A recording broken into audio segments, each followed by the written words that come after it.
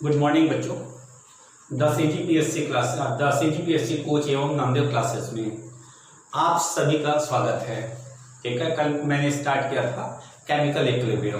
ठीक है, और मैंने बोला था बेटा आपको जैसे जैसे मैं वीडियो प्रोवाइड करते जाऊंगा आप भी हमारे साथ मेहनत करेंगे, क्योंकि मैंने बोला ताली दोनों हाथ से बजती है।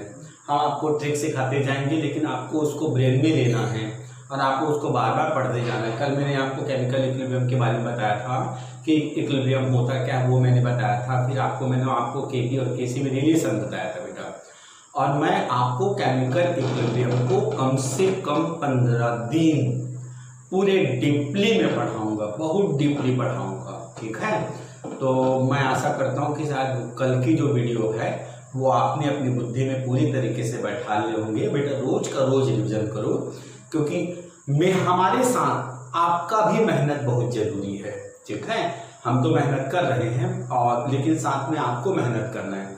एसीएफ का पोस्ट है, बहुत अच्छा पोस्ट है। तो मैं आशा करता हूं कि हम जितना भी वीडियो आपको प्रोवाइड करते हैं उसको आप अपनी कॉपी में नोट करो या वीडियो को देखो, लेकिन डेली आप उसको पढ़ते रहोगे, मैं ये उम्मीद करता हूँ। और ये भी चाहता हूँ कि इस कोचिंग का द सीजीपीएससी कोच एवं नामदेव क्लासेस का आप लोग नाम रोशन करेंगे। ठीक है, तो बेटा मैं कल जहां तक एंड किया था उसके आगे मैं आज पढ़ाने वाला हूँ। ठीक है, और मैंने बोला कि एक चीज आप लोग अपनी बुद्धि में बैठा लो, हमको केमिस्ट्री का रिसर्च नहीं करना है, हमको एसीएफ सेलेक्ट होना है। क्लियर बेटा, हम रिसर्च नहीं करेंगे, हमको एसीएफ सेलेक्ट कराइए सर। जितने क्वेश्चन आते हैं सारे क्वेश्चन बनना चाहिए, वो भी शॉर्टकट ट्रिक्स से। क्लियर है, तो मैं जितना भी पढ़ाने जा रहा हूं, मैंने 1 2 3 4 5 क्वेश्चन आपके बोर्ड में रखा हुआ है। 1 2 3 4 5। ठीक है, और इसी 5 क्वेश्चन को मैं आपको प्रैक्टिस कराता हूं। यही 5 क्वेश्चन मैं आपको प्रैक्टिस करा रहा हूं। क्लियर बेटा, तो मैंने बोला यूनिट ऑफ केपी। कल हमने आपको सिखाया था अगर कोई गैसी रिएक्शन होगा, गैसी रिएक्शन है और जब उसका कांस्टेंट होता है तो उसको केपी से इंडिकेट करते हैं, यूनिट ऑफ केपी। और गैस है तो मे बी एटमॉस्फेयर, वायुमंडल। ठीक है, तो मैं एक शॉर्टकट फॉर्मूला बना रहा हूं, KP is equal to ATM the power delta N. मैंने बताया ना, मैं केमिस्ट्री में एक से शॉर्टकट ट्रिक्स बनाया हुआ है, मेरे ट्रिक्स को आप यूज करो, आप एसीएफ डन सेलेक्ट होगे। तो the unit of KP is equal to ATM the power delta N. ठीक है, और हिंदी मीडियम के बच्चे बोलेंगे तो मैं हिंदी मीडियम और इंग्लिश मीडियम दोनों को साथ लेके चल रहा हूं, तो उसको बोलते हैं हम लोग वायुमंडल, वायुमंडल द पावर डेल्टा एन। ठीक है, ये मतलब इसको बोलते हैं इकाई, यूनिट ऑफ केपी। तो अभी इस केमिकल इक्विलिब्रियम का 50% पोर्शन डेल्टा एन से रिलेटेड है, डेल एन, ये ट्रिक्स मैंने बताया। और डेल्टा एन के लिए मैंने आपको क्या बोला था, राइट साइड के नंबर को लेफ्ट साइड के नंबर से आपको माइनस करनी है। क्लियर है, अब आपको पहला क्वेश्चन दिया, आप बोर्ड में देखिए, PCl5 reversible PCl3 plus Cl2 में केपी का यूनिट क्या है, केपी का यूनिट क्या है। देखो बेटा, आप ये भी करो, मैं जब से वीडियो दे रहा हूं तब से मैं बोल रहा हूं, आपको रिटर्न वर्क कम से कम करना है, रिटर्न वर्क कम से कम आपको ब्रेन को यूज करना है। राइट साइड में कितने हैं देखो आप, 1 और 2, राइट बेटा। लेफ्ट में कितने हैं देखो, 1, तो 2 - 1 मतलब 1, तो इसका यूनिट होगा ATM, एटमॉस्फेयर, हिंदी में वायुमंडल। ये केपी का यूनिट है बेटा, केपी का यूनिट है। ठीक है, अब उसके बाद सर सेकंड को देखें अपन, राइट में दो डेल्टा एन का मान निकालेंगे। आप चाहो तो मैं डिटेल भी कर सकता हूं, लेकिन सब मैच्योर बच्चे हो तुम BSc के। ठीक है, राइट में कितने, 2, लेफ्ट में कितने, 2, 1 और 1 2, 2 - 2 = 0। अब अगर किसी का पावर में 0 आता है मतलब 1, मतलब इसकी नो यूनिट, इस रिएक्शन की केपी की यूनिट नहीं होती है। क्लियर बेटा, ठीक। अब अपन आते हैं थर्ड क्वेश्चन में, तो राइट में कितने हैं सर, राइट में दो बेटा, ये लेफ्ट में कितनी है देखो आपके पास 3, 3 और 1 4, मतलब 2 - 4 -2। आपको कुछ नहीं करना है, यहां पुटअप करना है बस, -2 पुट कर दिए सर, हमारा आंसर आ गया ATM की पावर -2, ATM की पावर -2। क्लियर। अब आप देखिए फोर्थ क्वेश्चन में राइट में कितनी है 2, लेफ्ट में कितनी है देखो 2 और 1 3, तो आंसर आया, हमने राइट को लेफ्ट से माइनस कर दिया बेटा, तो राइट को लेफ्ट से जब माइनस करेंगे तो कितना आएगा अपने पास, माइनस बनाया, तो इसमें पुटअप कर दो आप, तब अपने पास आंसर आ जाएगा ATM की पावर -1। क्लियर है। फोर्थ नंबर के क्वेश्चन को आप देखेंगे, ठीक है, फोर्थ नंबर के क्वेश्चन को देखोगे 3, 3 और 1 4, 4 में आप माइनस करोगे कितना 2, 4 में 2 को माइनस करो तो अपने पास देखना प्लस में आया कि माइनस में आया, किस में आया, तो अपने पास प्लस में आ रहा सर, तो इसका आंसर आएगा ATM। और मेरे ख्याल से हिंदी मीडियम वाले बच्चे कोई दिक्कत नहीं है, मैं तो बोथ मीडियम में पढ़ाने वाला आदमी हूँ, ठीक है। ATM मतलब वायुमंडल, ठीक है, ATM मतलब वायुमंडल। और सर क्यों वायुमंडल, क्योंकि ये गैस रिएक्शन के लिए है, तो ये आ जाएगा ATM की पावर 2। ठीक है। आपको पूछा जाता है, जैसे मान लो इस क्वेश्चन में दे दे, इसको दे दे आपके पास A B C D और बोले निम्नलिखित में से कौन सी अभिक्रिया है जिसमें Kp की यूनिट नहीं होती, हो गया इनरिच reaction, no unit of Kp, तब आप इसको टिक लगाओगे H2 + Cl2 gives 2HCl, इसकी यूनिट नहीं होती। क्लियर बेटा, आगे बढ़ो। ठीक, ये हमने आपको बताया था Kp का यूनिट। अब मैं आपको बताने जा रहा हूं Kc का यूनिट, Kc। अब मैं आपको बताने जा रहा हूं Kc का यूनिट। तो जब Kc का Kc देखो बेटा, बहुत सारा मेरा नेचर हमें बहुत इजी पढ़ा था। Kp मतलब गैस रिएक्शन के लिए, मतलब एटमॉस्फेयर, वायुमंडल। Kc मतलब लिक्विड के लिए है, और लिक्विड का कंसंट्रेशन का यूनिट क्या होता है, मोल पर लीटर। ठीक है। तब मैंने यहाँ पे एक अपने से फॉर्मूला बनाए हैं, ये सारे फॉर्मूला मैं बना के आपको शॉर्टकट लिख देता हूँ। तो हमने यहाँ पे दिया मोल पर लीटर द पावर ΔN। मेरे ये सारे फार्मूला को आपको गेन करना है, जो मैं आपको शॉर्टकट ट्रिक्स बताते जाऊंगा वो फार्मूला को आपको गेन करना है। बस आप फार्मूला दीजिए सर, हम सारे क्वेश्चन बना लेंगे, आपके लिए कैपेसिटी होनी चाहिए। ठीक है। अब चलिए, फिर भी मैं ऐसा आदत है कि मैं आपको प्रैक्टिस भी कराते जाऊंगा। फर्स्ट क्वेश्चन में क्या आया था सर, ΔN का मान क्या आया था देखो 1, तो इसकी यूनिट क्या हो गई, मोल पर लीटर, राइट बेटा। सेकेंड क्वेश्चन में क्या आया था, ΔN का मान कितना आया है 0, जब 0 मैं रखूंगा तो इसकी आंसर क्या हो जाएगा, नो यूनिट, इसकी यूनिट नहीं होगी, राइट। अब हमने तीसरे क्वेश्चन में देखे ΔN का मान कितनी है 2 - 4 मतलब -2, जब -2 रखोगे तो थोड़ी बुद्धि चलाना, मोल, ये ब्रैकेट हम तोड़ेंगे बेटा, ब्रैकेट तोड़ के बोलेंगे ये mole the power -2 litre the power +2, क्योंकि माइनस माइनस प्लस में कन्वर्ट हो जाता है। तब इसकी आंसर क्या हो गया, mole the power -2 litre the power +2। Clear. अब उसके बाद अपन फोर्थ नंबर के क्वेश्चन पे आते हैं। तो इसमें ΔN का मान आप निकालो कितना होता है 2, फिर इधर पे कितने हो गए 2 और 1 3, राइट बेटा। 2 - 3 मतलब आंसर अपने पास आया कितना -1, तो हमने -1 रखा गुरुजी, तब अपने पास आंसर इसका कितना आया, mole the power -1 litre the power +1। Fifth number के क्वेश्चन में आइए, तो ΔN की वैल्यू आप निकालिए, कितने आएंगे 4 - 2 मतलब 2 आ रहा है, इसका 2, तो यहाँ पे 2 रखो, तो mole the power 2 litre the power -2, तब ये अपने पास आ गया mole the power 2 litre the power -2। ठीक है। अभी तक के मैंने 2 क्वेश्चन आपको पढ़ाया है, एक आपको Kp की यूनिट निकालना मैंने सिखाया है, और दूसरा मैंने आपको Kp और Kc दोनों की यूनिट निकालना सिखा दिया है। ये आपके पास क्वेश्चन में रहेगा, तो आप फटाफट, लेकिन आपको ये मैं जो शॉर्टकट ट्रिक्स बताता हूँ, कुछ लोग उसको पूरी डिटेल में, मतलब वो क्या कि ये वो वैसे, हमको उनसे मतलब नहीं है। मैंने केमिस्ट्री में शॉर्टकट ट्रिक्स निकाला है, मेरे शॉर्टकट ट्रिक्स को आप यूज करो और फटाफट क्वेश्चन बनाते चलते जाओ, हमको किसी से कोई लेना देना नहीं है। क्लियर बेटा। आज के मेरे 2 क्वेश्चन हो गए, आगे मैं बढ़ूं। ठीक है। अब मैं आपको बताने जा रहा हूं, ठीक है, लॉ ऑफ मास सेक्शन। ठीक है, इंग्लिश में बोलते हैं law of mass section, Hindi में बोला जाता है सक्रिय द्रव्यमान का नियम। मतलब ये आपके पास 11वीं में फेमस है, पेपर भी होता था, हम बच्चों को बोलते हैं कि क्वेश्चन तो आई पिच है, 100% आएगी ये लॉ ऑफ मास एक्शन। तो लॉ ऑफ मास एक्शन क्या है, मैं आपको शुरू से बोल रहा हूं। मैं आपको एक लॉन्ग कट बताऊंगा, फिर शॉर्टकट बताऊंगा, एक लॉन्ग कट बस बताऊंगा, बाकी शॉर्टकट बताऊंगा। तो देखो यहां पे हमने दिया देखना ना, a plus B reversible c plus D, ठीक है। मतलब रेट ऑफ फॉरवर्ड रिएक्शन, क्योंकि हमसे कुछ हिंदी मीडियम के बच्चे जुड़े हुए हैं इसलिए मैं हिंदी में बोलूंगा। अग्र अभिक्रिया की दर नेचुरल है बेटा, आप सोचोगे थोड़ा ध्यान से आगे जाना। मतलब हमने एक क्या किया, चैम्बर में रिएक्टेंट को रख दिया, बहुत सारे रिएक्टेंट को रख दिया, इनको कन्वर्ट होनी है प्रोडक्ट में, ठीक है।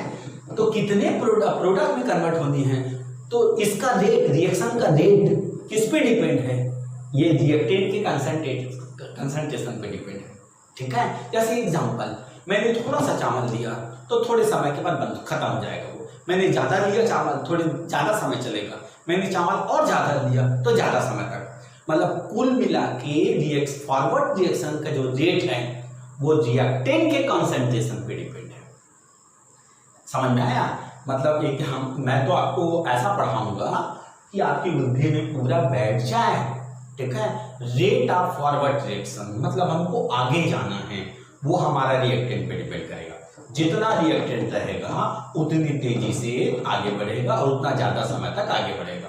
But rate of backward reaction, वापस आना, तो देखो बेटा, जाना रिएक्टेंट पे डिपेंड है, आना प्रोडक्ट पे डिपेंड है, ठीक है। उसके डायरेक्टली प्रोपोर्शनल है, directly proportional. Rate of forward reaction is directly proportional concentration of reactant. मतलब जितने ज्यादा रिएक्टेंट होंगे उतना उसका रेट होगा। तो मैंने दिया यहां पे, देखो बेटा, rate of forward reaction is directly proportional to concentration of reactant. लेकिन मैं आपको ये भी बता दूं, ये आपका ये आपको समझना है बट गेन नहीं। मैं आपको शॉर्टकट ट्रिक्स बताऊंगा, आपको पता चले कि नाम का क्या महत्व है, कैसे शॉर्टकट बताते हैं। Rate of concentration of reactant, तो मैंने देखो अब शॉर्टकट लिख रहा हूं, rate of forward reaction directly proportional to concentration of reactant, मतलब इनकी कंसंट्रेशन। तो कंसंट्रेशन को ब्रैकेट में रखते हैं बेटा, ब्रैकेट में, मतलब ब्रैकेट जो है ना वो कंसंट्रेशन है, कंसंट्रेशन ऑफ ए। लेकिन यहाँ पे इनटू हो जाएगा, यहाँ जरूर प्लस है लेकिन यहाँ इनटू हो जाएगा और यहाँ हो जाएगा बी। अब देखो simple, what is law of mass action, आप कभी नहीं भूलोगे, मैं ऐसा पढ़ूंगा। What is law of mass action? देखो answer, Hindi medium English medium दोनों। The rate of reaction is directly proportional to the product of ये into मतलब product, the product of concentration of A and the concentration of B। Natural, जैसे मैं 11वीं के बच्चों को पढ़ाता हूँ, उनको आपको किताबी नॉलेज की जरूरत नहीं है, हमको किताब से लेना देना नहीं है। The rate of forward reaction is directly proportional to the product of concentration of A and concentration of B। ठीक। अब मुझसे हिंदी मीडियम के बच्चे जुड़े, बोलेंगे सर आप इंग्लिश में बोले चले जा रहे हैं, मैं हिंदी में बोलूंगा बेटा। मतलब किसी रासायनिक अभिक्रिया की दर, ये हमने बोला, किसी रासायनिक अभिक्रिया की दर उस अभिक्रिया में भाग लेने वाले अभिकारकों के, ये अभिकारकों जहां जहां मैं उंगली रख रहा हूं, अभिकारकों के सक्रिय द्रव्यमान, ये सक्रिय द्रव्यमान के गुणनफल के समानुपाती होती है। मान लो देखो आपको थ्योरी प्लस ट्रिक्स दोनों नॉलेज हो सकता है थ्योरी पूछ दे, ठीक है। What is law of mass action, मतलब आपको बोलेगा सक्रिय द्रव्यमान का नियम क्या है, तो सुनो फिर से रिपीट। किसी रासायनिक अभिक्रिया की दर उस अभिक्रिया में कौन कौन भाग ले रहा है, अभिक्रिया में ए और बी, और डब्बा मतलब सांद्रता, बीच में क्या है कूड़ा, बस खत्म खेल। किसी रासायनिक अभिक्रिया की दर उस अभिक्रिया में भाग लेने वाले अभिकारकों के सक्रिय द्रव्यमान के गुणनफल के समानुपाती। क्लियर बेटा? अभी मैंने बोला ना, कोई भी जो रिएक्शन है बेटा वो लास्ट, जैसे हम भोजन करते हैं तो क्या हमेशा भोजन करते रहते हैं क्या? नो, एक समय बाद हमारा पेट भर जाता है, हम रुक जाते हैं। मतलब जब रुक जाएंगे तो कांस्टेंट आ जाता है, ये भी रिएक्शन एक समय के बाद फॉरवर्ड रुक जाएगा। तब अपन एक कांस्टेंट दे दिए KF, ये हमने दिया, ठीक है। KF मींस फॉरवर्ड रिएक्शन का रेट कांस्टेंट, KF मतलब फॉरवर्ड रिएक्शन का रेट कांस्टेंट। अब अपन इक्विलिब्रियम पढ़ रहे हैं, अपने को जाना भी है तो आना भी है वापस, हमने अभी तक तो गया है, अब वापस आना है। तो रेट ऑफ बैकवर्ड रिएक्शन मतलब मैंने आपको इमेजिनेशन करा हूं बेटा, और वापस आना किस पे डिपेंड है, प्रोडक्ट पे डिपेंड है। प्रोडक्ट ज्यादा रहेगा तो ज्यादा समय वापस आते रहेंगे। तो rate of backward reaction is ये C इंटू डी। इक्वल मैंने कर दिया, अब बैक हो रहा है तो मैंने B कर दिया, हो गया C इंटू डी। क्लियर? बहुत इजी टॉपिक है, लेकिन ये मैं आपको ये डिटेल बता रहा हूं, फिर मैं आपको शॉर्टकट बताऊंगा। एक बार जाना है, एक बार आना है, और एक बार इक्विलिब्रियम में रखना है। क्लियर? हमने जाना सिखा दिया, हमने आना सिखा दिया, अब मैं इक्विलिब्रियम में रख रहा हूं। एट, ये शायद इसके कारण आपको दिखाई नहीं दे रहा होगा, तो मैं थोड़ा सा इसको किनारे कर दे रहा हूं, ठीक है। अब देखो, एट इक्विलिब्रियम मतलब इक्विलिब्रियम में, तो the rate of forward direction is equal to rate of backward direction. तो बेटा हमारे पास रेट ऑफ फॉरवर्ड डायरेक्शन क्या चीज है, ये है सर अपने पास। तो K F A into B is equal to K B, हो गया सी इंटू डी, राइट बेटा, ऐसा। अब इसको मैं ऐसा कर दे रहा हूं, उसको नीचे ला दे रहा हूं, उसको इधर कर दे रहा हूं, तो के एफ अपॉन के बी इज इक्वल टू, ये इससे क्रॉस मल्टीप्लाई में है, तब अपने पास नीचे में क्या हो जाएगा, ए इंटू बी, फिर यहाँ पे क्या हो गया सी इंटू डी, और इन दोनों को हमने कैपिटल के ले लिया, तो सी इंटू डी अपॉन ए इंटू बी। ये है आपका जो मैंने बोर्ड में रखा है, वो कहलाता है law of mass section. Clear बेटा? ये आपको मैंने बेसिक बताया है, ठीक है। लेकिन सर जब से आप वीडियो दे रहे हैं तब से आप ये भी बोले जा रहे हो कि हमको शॉर्टकट ट्रिक्स बताना है, तो मैं अपनी टीचिंग में डिटेल भी बताऊंगा ताकि आपको एक बेसिक पता चल जाए, फिर मैं आपको शॉर्टकट ट्रिक्स बताऊंगा। तो मेरे डिटेल्स क्लियर हो गए सबको, ठीक है। अब मैं अपनी शॉर्टकट ट्रिक्स में आऊं, ये क्लियर बेटा, ठीक। अब देखो एक्चुअल में देखो, थोड़ा सा आपको बता दूं ना, जो अपने राइट साइड में थे वो नीचे आ गए। देखो आप, जो अपने राइट साइड में वो नीचे आ गया, इंटू में है ना, सॉरी, जो अपने लेफ्ट साइड में है वो नीचे आ गया, जो अपने राइट साइड में है वो ऊपर चला गया। ब्रेन रखो, जो अपने लेफ्ट साइड में है वो नीचे आ गया, और जो अपने राइट साइड में वो ऊपर चला गया था। इतना क्लियर? तो अब आपको मैं शॉर्टकट ट्रिक्स बता रहा हूं। अब आपके एग्जाम में दिया, पहला क्वेश्चन दिया हुआ है और बोला जा रहा है कि इसका रेट कांस्टेंट क्या होगा, मतलब साम्य स्थिरांक क्या होगा, तब शॉर्टकट। अब शॉर्टकट सर, पहला क्वेश्चन के इज इक्वल टू, राइट बेटा, मैंने क्या बोला था, लेफ्ट साइड नीचे, मतलब PCl5 नीचे, राइट साइड ऊपर। ये shortcut direct question, PCl3 into Cl, ये फर्स्ट क्वेश्चन का शॉर्टकट। सेकंड क्वेश्चन, लेकिन मैं आपको एक और नॉलेज दे दूं बेटा, ठीक है। आप अपने ब्रेन में ये तो लो कि जो लेफ्ट साइड है वो नीचे और जो राइट साइड है वो ऊपर। एक चीज अपने ब्रेन में और बैठाना, जो सामने में जो डाटा होगा, सामने में जो डिजिट होगा, उसको आप उसके कंसंट्रेशन के पावर में दे देना। ये समझ लो। एक बार मैं फिर बोल रहा हूं, लेफ्ट साइड वाले नीचे, राइट साइड वाले ऊपर, सामने में जो डाटा होगा उसको कंसंट्रेशन के पावर में देना। चलिए सेकंड क्वेश्चन को अपन बनाते हैं, K इज इक्वल टू, हो गया, नीचे में, इसको आपको नीचे में देना है ना, H2 इंटू Cl2, ऊपर में है Cl दी पावर 2। मैंने अभी आपको बोला था सामने में कंसंट्रेशन जो भी होगा उसको आपको पावर में देनी है, ठीक है। फिर तीसरे क्वेश्चन को मैं सॉल्व कर रहा हूं बेटा, तीसरे क्वेश्चन को अब तो आप सब सीख गए होंगे, ये सीएफ का शॉर्टकट ट्रिक्स है। अब आप तीसरे क्वेश्चन को देखिए, N2 into H2 the power वाला 3 सामने ऊपर चला गया, ठीक, ऊपर में आया अपने पास NH3 दी पावर 2। ये तीसरा क्वेश्चन का आंसर है। चौथा क्वेश्चन में देखिए, अगर किसी भी उसमें आपको लिख के दिया रहेगा तो भी मत डरना, बट केपी में फॉलो नहीं होता ना, किसी में ये है। अब उसके बाद चौथा क्वेश्चन में आप देखिए, चौथा क्वेश्चन में सर SO2 दी पावर 2, O2 दी पावर 1, फिर ये हो जाएगा SO3 दी पावर 2, ये चौथा क्वेश्चन। पांचवा क्वेश्चन मैं आ रहा हूं, ठीक है। n^3 फिर ऊपर में आ गया n2 into s⁻3। शायद ये भी टॉपिक आप लोग को क्लियर हो गया होगा, ठीक है। यदि आपके पास मान लो कोई भी क्वेश्चन देता है, मान लो आपको तीसरा नंबर का क्वेश्चन दिया जो अमोनिया बनाने की हैबक प्रोसेस है, वो तीसरा नंबर का यदि आपको क्वेश्चन दिया और पूछेगा इसका कांस्टेंट रेट कांस्टेंट क्या है, तब आप देख लेना और बना लेना, आपसे बन जाएगा। तीसरा नंबर में हमने आपको ये दे दिया है। क्लियर बेटा? तो अभी तक मैंने आपको 3 टॉपिक पढ़ाया, एक केपी की यूनिट, एक केसी की यूनिट और एक आपका रेट कांस्टेंट निकालना। क्लियर हो गया?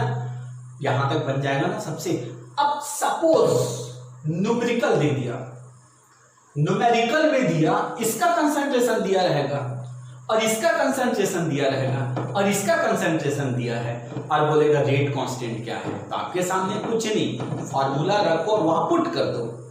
सपोज उसने बोला इसका कंसंट्रेशन, उसने बोल दिया देखो यहाँ पे 2, इसका कंसंट्रेशन बोल दिया 2, इसका कंसंट्रेशन बोल दिया 4, तो बोलेगा उसका रेट ऑफ रिएक्शन मतलब उसका रेट कांस्टेंट की वैल्यू कुछ नहीं बेटा, बहुत ट्रिक्स है आपके पास, तो फार्मूला है। यहाँ पे हमने रख दिया 2 सर, यहाँ पे हमने रख दिया 2 सर, यहाँ पे हमने 4 रख दिया, ठीक है। तो ये 8 हो जाएगा, 8/2 आंसर आएगा 4। और उसकी यूनिट आपको कैसे निकालना है, आपको देख लीजिएगा, इसकी यूनिट होती है मोल पर लीटर। कोई प्रॉब्लम? नो प्रॉब्लम, आगे बढ़ूं? ओके। तो अभी तक मैंने आपको 3 क्वेश्चन पढ़ाया है और मैं अब ये भी चेंज कर दिया अपना माइंड, मैं कम से कम 10 दिन तक इस टॉपिक को पढ़ाऊंगा, बहुत डिटेल, पूरे डिटेल 10 दिन तक ये टॉपिक को पढ़ाऊंगा, केमिकल इक्विलिब्रियम, ठीक है। अब ये चौथा नंबर के क्वेश्चन भी मेरे को शायद लगेगा, तो बाद में देखेंगे। Active mass is equal to WB upon molecular weight. हो गया? मॉलिक्यूलर वेट, मैं आपको एक दिन मॉलिक्यूलर वेट भी सिखाना, बढ़िया सिखा दूंगा आपको, इनटू वॉल्यूम, ठीक है। और मे भी मॉलिक्यूलर मास दिया रहेगा, नहीं दिया रहेगा तो हम तो बैठे हैं, हम आपको सिखाएंगे मॉलिक्यूलर मास निकालना। अब हम आपको सिखाते, सुनना। क्वेश्चन दिया 4 ग्राम NaMH 1 लीटर विलियन में घुला है। 4 ग्राम NaMH 1 लीटर विलियन में घुला है, तो उसका एक्टिव मास क्या होगा, सक्रिय द्रव्यमान। बहुत इजी बेटा, देखो हम रख रहे हैं, यहां पे मैंने 4 रखा। NaMH का अगर मॉलिक्यूलर मास लोगे, बहुत सारे बच्चे जो हमसे जुड़े हुए हैं वो तो बहुत माइंडेड होंगे, लेकिन कुछ थोड़े से नहीं पता होगा, लेकिन मैं सब बच्चों को साथ में लेके चलूंगा। इसका 23, इसका 16, इसका 1, ये मैं सिखाऊंगा आपको। टोटल मिला के होता है 40, टोटल मिला के 40, मतलब उसका मॉलिक्यूलर मास ना। अब मैंने मॉलिक्यूलर मास रख दिया कितना, 40। मॉलिक्यूलर मास को हिंदी में बोलते हैं आणविक द्रव्यमान, ठीक है। इनटू मैंने रख दिया 1, तो ये हो जाएगा 10, 1/10, आंसर आया 0.1। ये एक्टिव मास है। क्लियर? और भी मैं आपको क्वेश्चन कराने जा रहा हूं और भी आप देखेंगे। मान लो अपने को दिया, सुनना, 2 ग्राम हाइड्रोजन 4 लीटर में है। 2 ग्राम हाइड्रोजन 4 लीटर में डिसॉल्व है, तो उसका एक्टिव मास, अब तो आप सब सीख गए होंगे, ठीक है। तो ये क्वेश्चन में रहेगा, W भी आपके क्वेश्चन में रहेगा। यहां पे हमने दिया 2 और हाइड्रोजन का मॉलिक्यूलर मास बोल रहा हूं ना मैं, एटॉमिक मास नहीं, मॉलिक्यूलर मास। हाइड्रोजन का एटॉमिक मास होता है 1, एटॉमिक मास मतलब इनविजिबल 1, लेकिन वहां पे मॉलिक्यूल्स 2 हाइड्रोजन कंबाइन हो गए हैं, 1 और 1 2, तो आप यहां पे रख दोगे 2, ठीक है। वॉल्यूम दिया 4, तो ये हो जाएगा 2/8, मतलब 1/4। ये आपको करोगे तो 0. हो गया 25, ये अपने आप आंसर आएगा। क्लियर बेटा? तो अभी तक हमने आपको 4 क्वेश्चन बताया हुआ है, ठीक। मैंने अभी तक आपको 4 क्वेश्चन बता दिए हैं, आप अपनी बुद्धि में सबको नोट करते जाना। केपी की यूनिट, केसी की यूनिट, ठीक है। फिर हमने आपको लामा सेक्शन का जो रूल्स बताया, फिर उसके बाद हमने आपको ये बताया एक्टिव मास कैसे निकालते हैं, ठीक है। आप ध्यान से देखेंगे, सॉरी अब आप इधर देखेंगे, ठीक है। अब मैं इसके बाद जा रहा हूं, सुनना। आपको पूछा जाएगा पहले क्वेश्चन का केसी वैल्यू क्या होगा, केसी वैल्यू, ठीक है। तो केसी वैल्यू के लिए मैं आपको 3 ट्रिक्स बताऊंगा, एक नहीं 3 ट्रिक्स बताऊंगा। एक ट्रिक्स मैंने आपको केसी के लिए बताया था, केसी आया तो आपने नीचे में दिया PCl5, ऊपर में दिया PCl3 इनटू यहाँ पे आपने दिया Cl2, ये एक ट्रिक्स है, ठीक है। 3 ट्रिक्स बताऊंगा। तो पहला ट्रिक्स ये है, अगर आपको ऑप्शन देखना है, अगर ऑप्शन में ये दिया होगा तो आप ये लगाना, अगर सपोज ये नहीं दिया हुआ है तो अब आपको क्या करनी है, सुनना बेटा। देखो PCl5 reversible, PCl3 plus Cl2, ठीक है। इसका जो इनिशियल कंसेंट्रेशन है वो A है और यहाँ पे 0, यहाँ पे 0, क्योंकि सीधी सी बात है बेटा, जब हम स्टार्ट करते हैं कोई भी रिएक्शन तो प्रोडक्ट तो बना ही नहीं है, तो इसलिए मैंने प्रोडक्ट में 0 कर दिया, मतलब टाइम 0 है तो मैंने 0 कर दिया। सपोज हमारा रिएक्शन स्टार्ट हो गया और हमारा प्रोडक्ट X ये बना, तो इनके बनने के बाद जैसे मैंने बोला 100 अपने पास रिएक्टेंट है, उसमें से 10 प्रोडक्ट में कन्वर्ट हो गए, तो बचे कितने, 90, तो उसको आपके पास आ जाएगा A-X। अब बहुत सारे बच्चे ये भी बोलते हैं सर 2x है तो आप A-2x क्यों नहीं करते हो, नहीं बेटा A-x। अब आपको ये भी बता दूं, मैं ट्रिक्स पे डिपेंड हूं, मैं आपको ट्रिक्स सिखाऊंगा। आप इधर का छोड़ो, सामने में जो रहेगा उतनी x रहेगा। अगर सपोज सामने में 2 रहता तो आप इसको 2x करते, मैं भी सिखाऊंगा आप सबको, ठीक है। तो अब मैं शॉर्टकट बता दूं ना बेटा, देखो शॉर्टकट A0 0 A-1 ठो है, वो छोड़ो ना, A-x, यहाँ पे हो गया x और x, क्लियर है। इसको कब सुनते जाना, ये है प्रारंभिक मोल, इसको प्रारंभिक मोल बोलते हैं, इसको बोलते हैं साम्य में मोल। और चूंकि ये सॉल्यूशन है तो वॉल्यूम मतलब वाटर में डिसॉल्व है, तब आपको करना है A-x upon V, x upon V, clear बेटा। इसको बोलते हैं हम साम्य में सांद्रता, हो गया। इसके लिए मैं आपको डिटेल बताऊंगा, लेकिन अभी वो जो पीसी में बताने जा रहा था, मेरे को कम से कम आधा घंटा लगेगा शॉर्टकट सिखाने में। तब आपको मैं ACF के क्वेश्चन कैसा आएगा सुनना। पेपर में दिया PCl5 reversible PCl3 plus Cl2, question दिया। देखो यहां मैं आपको बहुत सारे क्वेश्चन को एक साथ बताने जा रहा हूं, बहुत सारे क्वेश्चन को एक साथ। बोलेगा PCl5 का प्रारंभिक सांद्रता क्या है, 4 ऑप्शन आपके पास रहेगा, आप टिक लगाना A भी, ठीक है। अगर आपको बोलता है, ठीक है, PCl3 का साम्य में सांद्रता क्या है, PCl3 का साम्य में सांद्रता क्या है, सब आपके बोर्ड में है बेटा, ये हमने सब लिखा हुआ है। आप अपना आराम से चैनल को निकाला, उसको वीडियो को निकाल के देखिए। साम्य में सांद्रता उसकी x को टिक लगाना, ठीक है। फिर आपके क्वेश्चन दिया PCl5 reversible PCl3 plus Cl2, PCl5 का साम्य में सांद्रता क्या पूछेगा आपके पास, साम्य में सांद्रता सब आपके पास बोर्ड में रखा हुआ है बेटा, आप टिक लगाओगे A-x अपॉन V, ठीक है। फिर यदि आपको क्वेश्चन दिया गया, ठीक है, PCl5 reversible PCl3 plus Cl2 को बोला गया है Cl2 का साम्य में सांद्रता क्या होगा, 4 ऑप्शन आपके पास होंगे, उनको टिक लगानी है। तब हमारे बोर्ड में हमने रख दिया हुआ है x अपॉन V को टिक लगाना, ठीक है, ठीक। जैसे कि कल मैंने आपको भी बताया था कि खैर हमारे हमने तो पहला बैच, जिसको पहला बैच बोले हैं, पहला बैच हम 10 तारीख से रेगुलर स्टार्ट कर दिए हैं, और ये वीडियो उन्हीं के पास जाएगा जिनका रजिस्ट्रेशन हमने कर दिया है। लेकिन अपने पास इतनी सारी इंक्वायरी आ रही है कि सर हमको भी एडमिशन लेना है, हमको भी एडमिशन लेना है, बहुत सारे फ़ोन आ रहे हैं।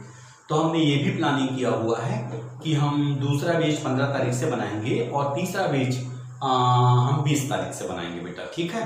तो अभी आपका प्रथम बैच का जो है वो हम वीडियो आपको प्रोवाइड करते जा रहे हैं, ठीक है। और जैसे आपके मित्र या लोग जो भी होंगे तो उनको ये मत बोलिएगा कि सर का स्टार्ट हो गया क्लास, तो बच्चे सोचेंगे सर का क्लास स्टार्ट हो गया मतलब वो सर आगे बढ़ गए हैं। नहीं बेटा, अभी हमारी बहुत सारी बैचेस बनेंगे, ठीक है। तो हम सेकंड बैच भी बनाएंगे, थर्ड बैच भी बनाएंगे, फिर उसके बाद टेस्ट सीरीज भी रखेंगे, ठीक है। उसके बाद अपन अब नोट्स भी प्रोवाइड करेंगे, ठीक। तो आज यही तक मैं रख रहा हूँ, 4 टॉपिक पढ़ाया हुआ है, ठीक है, 4 टॉपिक पढ़ाया हुआ है। और ये 4 टॉपिक, ठीक है, नामदेव सर की इस पीएससी कोच और नामदेव क्लास का आपको इज्जत रखनी बेटा, ठीक है। आपको एसीएफ में टॉप 10 में आना है, तो मैं उम्मीद करता हूं कि मैं जितना भी पढ़ाते जाऊंगा उसको आप डेली पढ़ेंगे, क्लियर। और मैंने बोला केमिकल इक्विलिब्रियम को मैं 10 दिन या 15 दिन डिटेल पढ़ाऊंगा। और कुछ बच्चों के दिमाग में ये भी होगा कि सर हम तो रेगुलर एडमिशन ले चुके हैं, कोई दिक्कत नहीं बेटा, क्योंकि हम लोग बहुत इस फील्ड के माइंडेड है। पहले हम आपको स्लो में धीरे धीरे आपके ब्रेन को ना सॉल्व करेंगे। जब आप हमारे रंग में रंग जाओगे, जब हम हमारी लैंग्वेज समझ जाओगे, जब हमारी टीचिंग को थोड़ा सा आप पिकअप ले लोगे, तब हम आपको 1 घंटा 1.5 घंटा, कोई टाइम लिमिट नहीं है, फिर हम आपको पढ़ाते रहेंगे, ठीक है बेटा। गुड लक, आज के लिए इतने ही, ओके थैंक यू।